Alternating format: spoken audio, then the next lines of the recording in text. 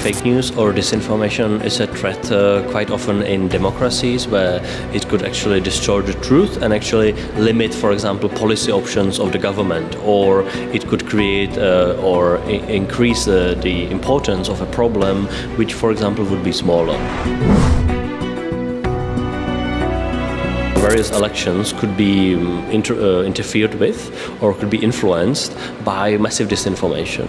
We have seen that in the Brexit debate, for example, in 2016 in the United Kingdom, or in other countries in Europe, in various referendums or elections as well, or in the United States. So what can happen is that, for example, individual Russia-friendly politician could get disinformation support by attacking his candidate, his challenger. So Hillary Clinton was attacked so that Donald Trump could be elected or supported by Russian activities, for example.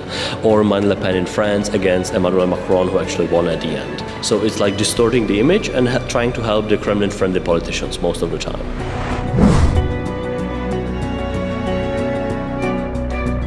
I don't really believe that banning specific disinformation sources actually helps.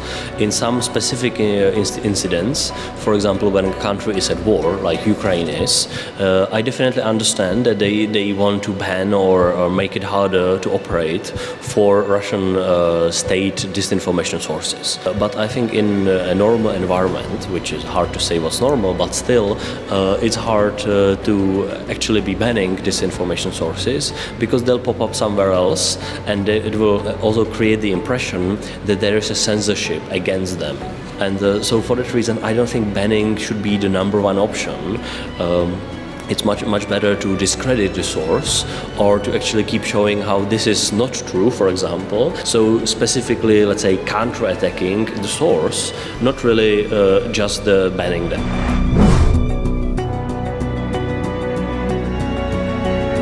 One of the problems is that the local oligarchs are actually not only running major politics, but also the media.